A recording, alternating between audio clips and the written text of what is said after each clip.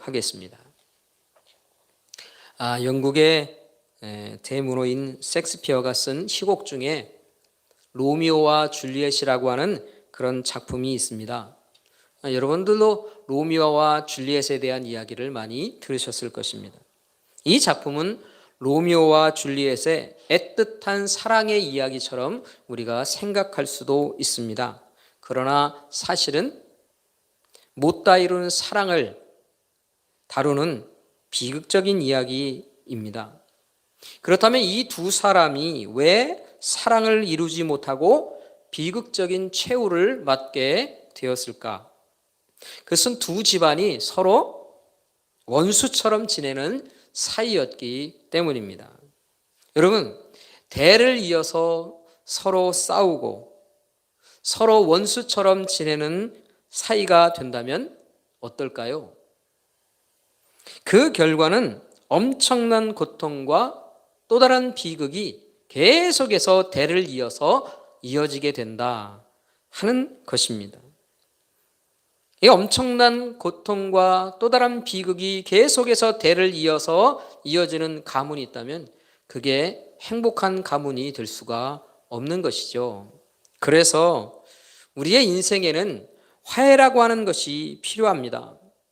원수와 같은 사이라도 화해를 통해 새로운 관계를 맺어야 합니다. 그 새로운 관계를 통해 우리의 인생을 새롭게 그리고 아름답게 만들어가야 할 일들이 우리 인생에 요구된다 하는 것이죠. 오늘 본문에 보면 원수와 같이 지내던 사람들이 있었습니다. 그런데 이런 사람들이 서로 친구처럼 하나가 된 이야기가 오늘 본문에 나옵니다. 그 사람들은 바로 빌라도와 헤롯이라고 하는 사람들입니다. 이 사람들은 원래 원수처럼 지내던 사람이었습니다.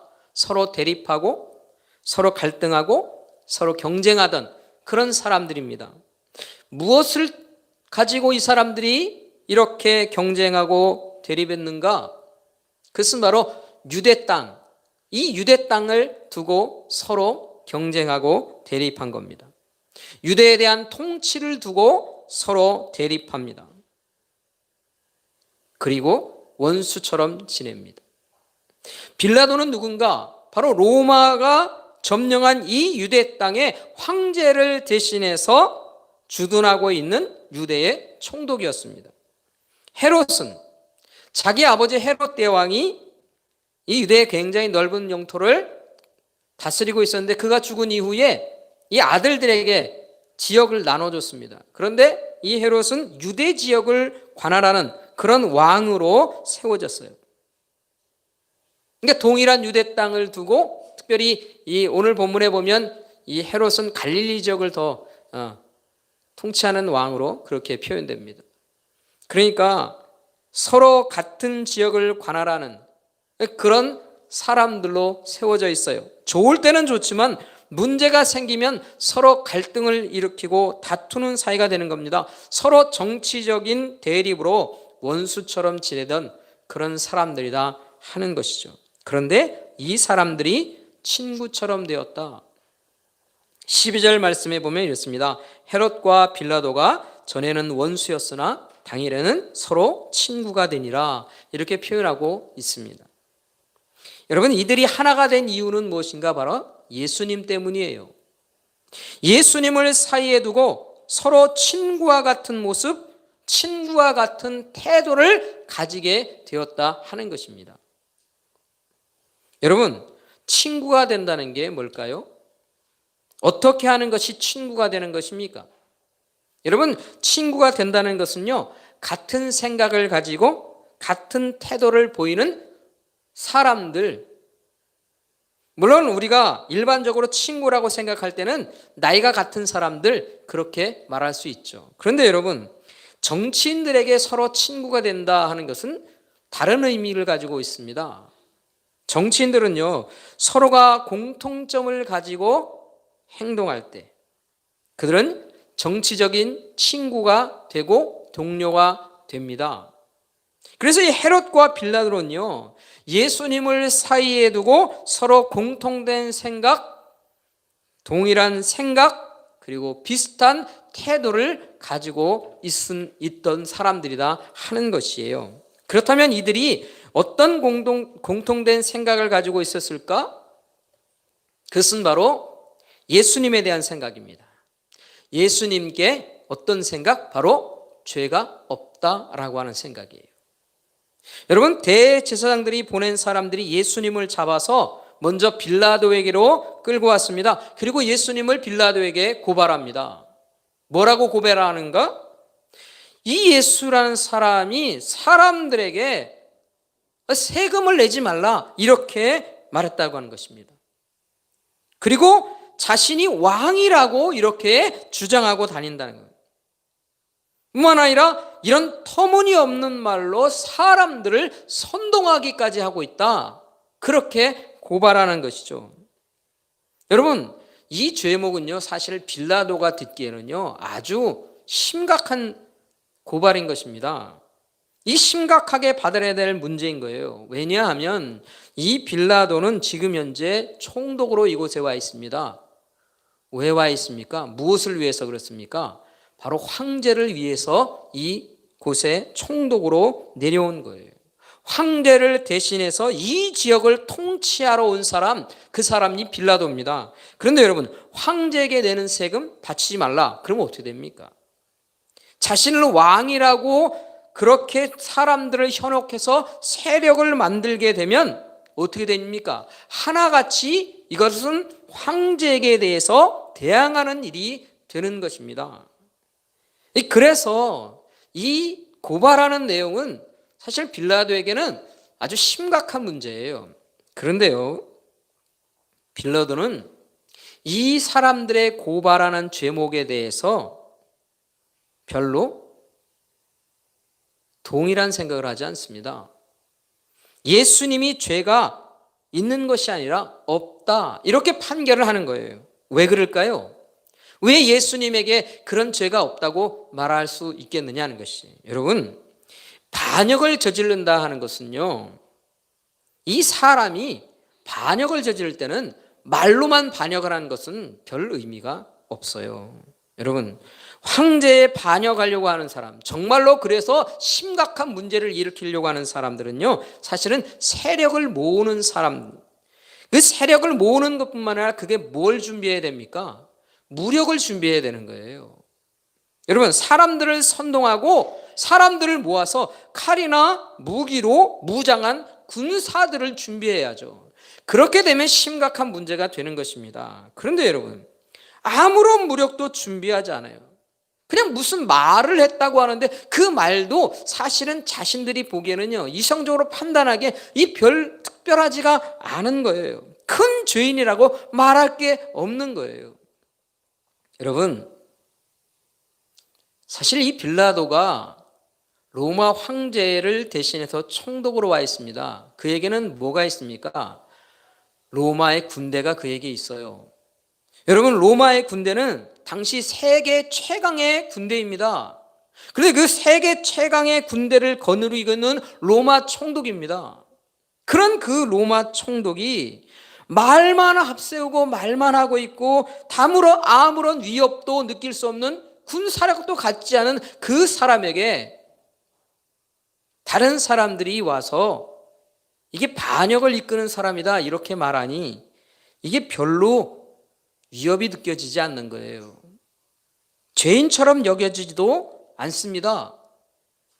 또 요한복음 18장 말씀에 보면요, 예수님을 이 빌라도가 신문했던 이야기가 있는데 이게 좀 더 자세한 내용으로 설명되어 있는 것들이 있습니다.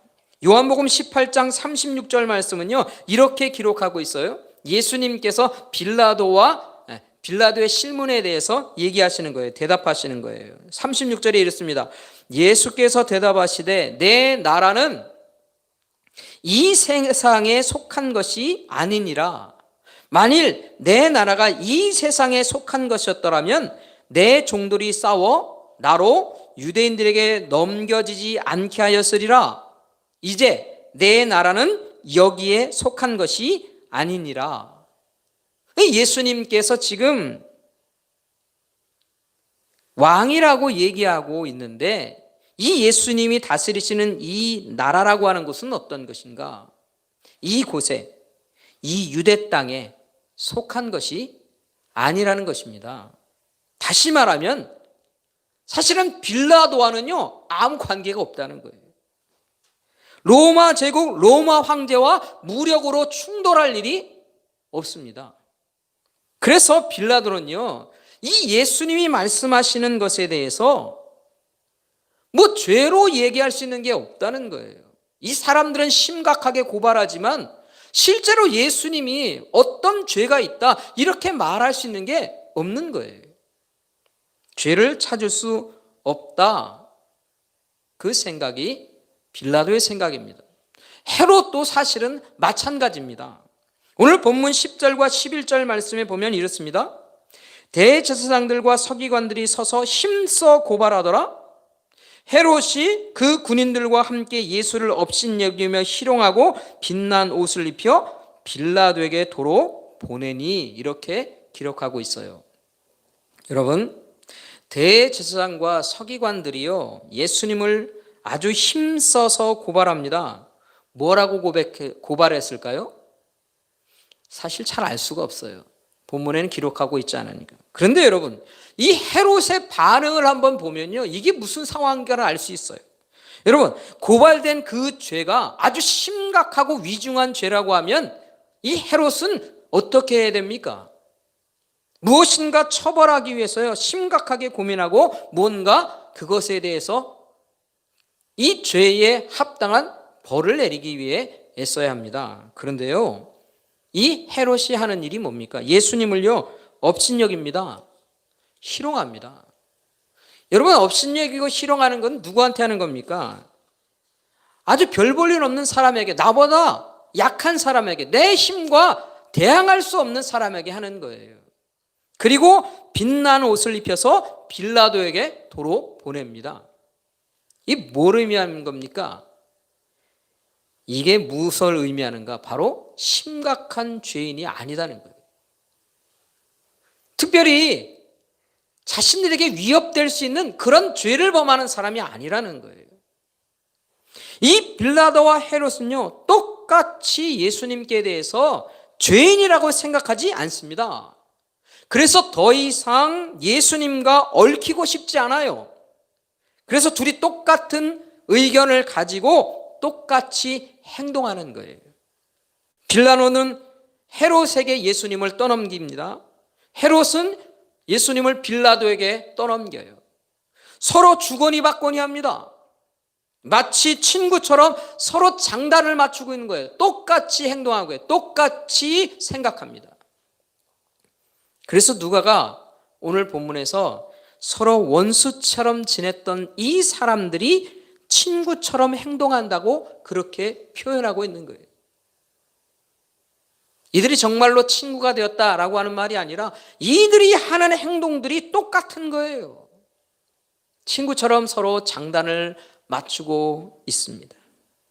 그런데 여러분, 이들이 정말로 친구처럼 화해하는 모습으로 서로 장단을 맞추고 있는데 이들이 이룬 화해가 친구가 된 것이 참된 화해일까요?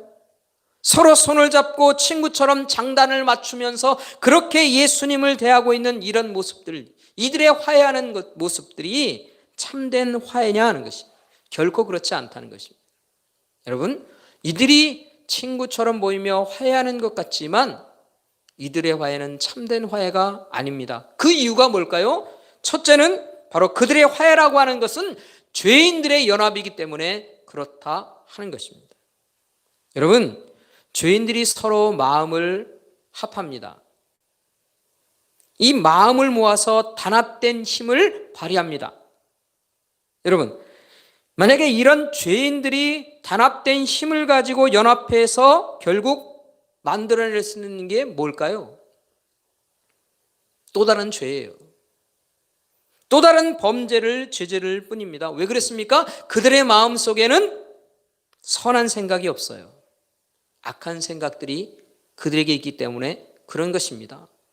죄인들은요 그 마음속의 생각이 악하기 때문에 서로 힘을 합하고 화해를 한다 할지라도요, 그 결과라고 하는 것은요, 죄의 문제다는 것이에요. 결국 이들이 어떤 결과를 얻을 수 있겠습니까? 가중처벌입니다.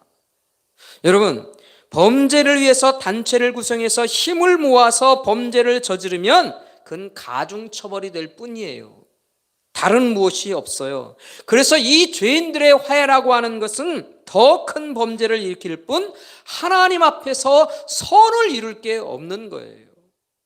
그래서 이 죄인들의 화해라고 하는 것은 결국 죄를 더하는 일일 뿐이다 하는 것입니다. 여러분, 이들의 이런 화해가 참된 화해가 될 수 없는 두 번째 이유가 있어요. 그것은 뭐냐면 그들의 화해라고 하는 것은 멸망의 길로 가는 연합이기 때문이다 하는 것입니다. 여러분, 빌라도와 헤롯이 함께 가는 그 길, 결국 어디로 갈까요? 그들은 하나님과 관계없는 길로 가는 거예요. 하나님이 없는 곳으로 가는 거예요. 여러분, 하나님과 관계없이 하나님으로부터 멀어지는 길, 그게 어디로 종착역이 뭡니까? 마지막에 닿는 곳이 어디입니까? 바로 멸망이라고 하는 것이에요. 비록 그들이 원수였다가 화해해서 친구처럼 손을 잡고 협력하고 선다 할지라도 그 결과라고 하는 것은 똑같습니다. 생명이 없는 멸망으로 가는 길이다 하는 것이에요. 여러분, 이것이 바로 죄인들이 화해해서 이루는 길이다. 죄인들의 연합이라고 하는 것이 바로 이런 것이다 하는 것을 우리가 알아야 하는 것이죠. 그런데 여러분, 예수님은요, 아주 다른 화합의 길을 만드시는 분이십니다. 여러분, 예수님께서 지금 빌라도 앞에 섰습니다. 또 헤롯 앞에도 섰습니다. 왜 그러셨을까요? 왜 빌라도 앞에 서셨을까요? 왜 헤롯 앞에서 업신여김 당하며 조롱당하는 그 일을 당하셨을까요? 무엇 때문입니까? 바로 온전한 화해를 이루기 위해서입니다. 참된 화해의 길을 만들기 위해서예요. 누구와 화해합니까? 바로 하나님과 화해하는 길을 만드신 거예요. 아니, 우리가 하나님과 화해를 이뤄야만 된다고요? 그러면 우리가 무슨 하나님 앞에 서로 싸우고 하나님과 원수처럼 살았던 일이 있었나요? 예. 모든 인간들은 바로 이렇게 하나님과 원수되어 살았던 것입니다. 모든 인류는 하나님과 끊어진 관계 속에서 하나님을 등지고 살았어요. 하나님 없는 삶을 살았습니다. 하나님으로부터 멀어진 삶을 살았어요. 지금도 수많은 사람들이 그렇게 살고 있죠. 우리 인간의 본성을 따라서 사는 삶은 사실 나의 욕심을 따라 사는 인간의 본성에 맞는 그 길로 가는, 그것은 바로 죄악을 즐기며 사는 길입니다. 하나님 없는 삶, 하나님을 인정하지 않고 사는 삶, 하나님과 담을 쌓고 살아갑니다. 이게 바로 하나님과 원수되어 사는 삶인 거예요. 그런데 예수님께서 이 땅에 오셨어요. 왜? 이런 하나님과 원수되어 사는 이 삶을 새롭게 하기 위해서입니다. 이 원수되어 사는 삶을 끝내기 위해 오신 거예요. 십자가를 통해 하나님과 화평을 이루기 위해 이 땅에 오신 것입니다. 그것을 에베소서 2장에서는 이렇게 설명해 주고 있어요. 에베소서 2장 13절, 14절 그리고 16절 말씀을 제가 한번 읽어보겠습니다. 에베소서 2장 13절입니다. 이렇게 말합니다. 이제는 전에 멀리 있던 너희가 그리스도 예수 안에서 그리스도의 피로 가까워졌느니라. 그는 우리의 화평이신지라 둘로 하나를 만드사 원수된 것 곧 중간에 막힌 담을 자기 육체로 하시고, 또 16절에 이렇게 합니다. 또 십자가로 이 둘을 한 몸으로 하나님과 화목하게 하려 하심이라 원수된 것을 십자가로 소멸하셨다 하는 것입니다. 사랑하는 성도 여러분, 이것을 위해 예수님께서 빌라도 앞에서 서신 거예요. 이것을 위해 헤롯 앞에도 서신 거예요. 업신여김과 멸시와 조롱을 당하신 거예요. 뿐만 아니라 십자가의 모든 고통과 고난의 모든 일들을 다 감당하셨어요. 왜요? 무엇을 위해서? 참된 하나님과의 화평을 위해서, 하나님과 화해한 영혼들이 되길 위해 하나님이 이 일을 행하십니다. 사랑하는 성도 여러분, 오늘 우리는요, 주님께서 만드신 이 참된 화해의 길 위에 우리가 서 있습니다. 계속해서 이 십자가로 만드신 이 화해의 길로 우리가 나아가야 하고 그 안에서 살아가야 합니다. 계속해서 십자가의 길을 따라가는 우리가 될 수 있길 바랍니다. 십자가로 더 가까이 나아가 하나님과 화목을 누리며 사는 삶을 우리가 살아야 합니다. 하나님과 화목을 이룬 자들에게 하나님이 주시는 것이 있어요.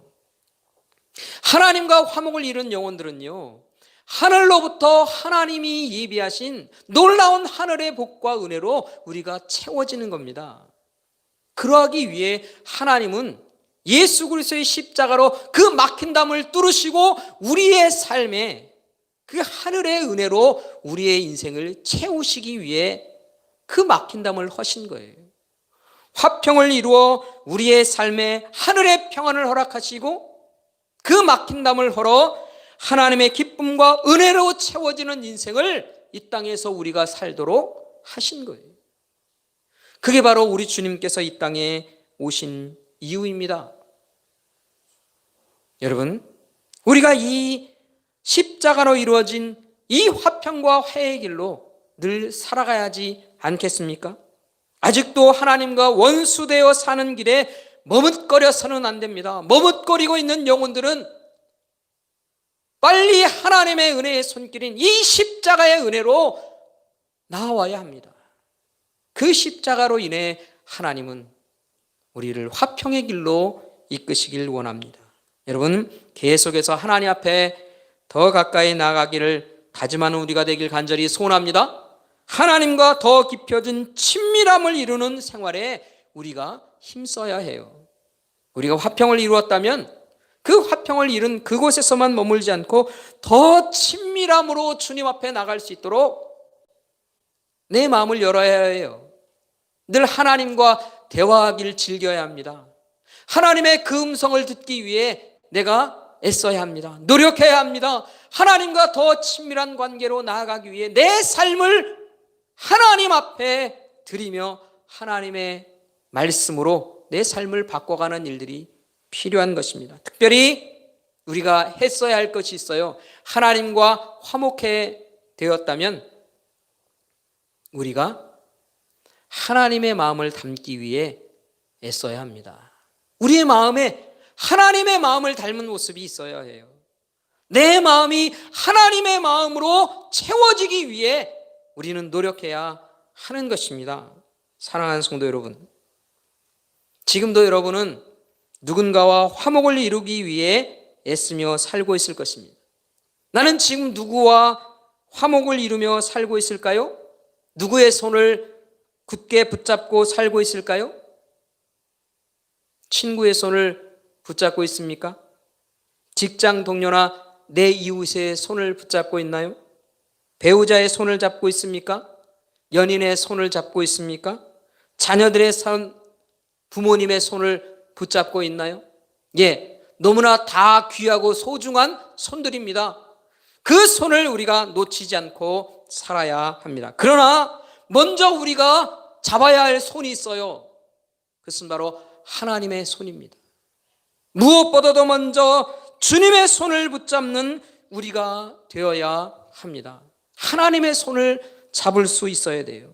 하나님의 손을 붙잡고 하나님과 더 친밀하고 더 화목을 이루는 삶을 우리가 애쓰며 살아야 합니다. 더 깊은 화목을 이루어야 해요. 그래서 하나님의 마음을 닮은 영혼이 되어야 합니다. 여러분, 그렇게 될 때 우리는요, 주님의 마음을 닮아 우리의 친구도, 우리의 동료도, 우리의 배우자도, 우리의 자녀들도, 우리의 부모님도 더 깊은 화목을 이루어갈 수 있습니다. 왜 그렇습니까? 그 화목이라고 하는 것에 대한 근원이 어디예요? 하나님이시기 때문에 그렇습니다. 세상의 사람들은 화목을 이루고 화해를 이루었다가도요, 실패합니다.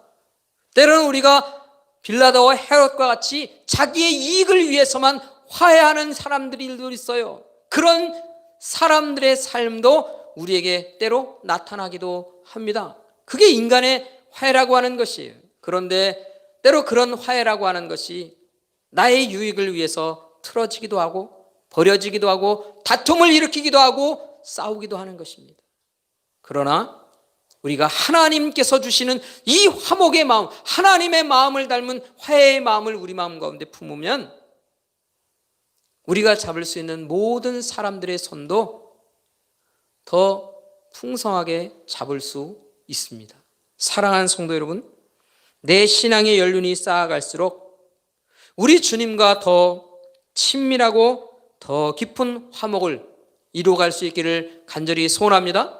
내가 매일매일 살아가면서 애써야 할 것, 내가 하나님과 더 친밀한 관계 속에 하나님과 화목을 누리며 살고 있는가를 살피십시오. 그 화목을 하나님과 이룰 때 하나님께서 우리의 영혼 가운데 더 풍성한 평안을 주시고 더 깊은 생명의 기쁨을 우리 가운데 허락하실 것입니다. 또 이 어려움의 세대를 이겨갈 수 있는 힘과 용기도 우리 하나님께서 우리에게 공급하실 것입니다. 담대한 마음도 하나님과 화목하게 되는 영혼들에게 허락하게 하실 것이에요. 사랑하는 성도 여러분, 하나님과 더 깊이 화목을 나누며 더 화평을 이루며 살기로 다짐하는 저와 여러분의 인생들 되어서 하나님이 주시는 하늘의 풍성함으로 더 많이 더 풍성하게 채워지는 인생들 되기를 우리 주님의 이름으로 간절히 축원합니다. 축원합니다. 기도하겠습니다. 아버지 하나님, 오늘도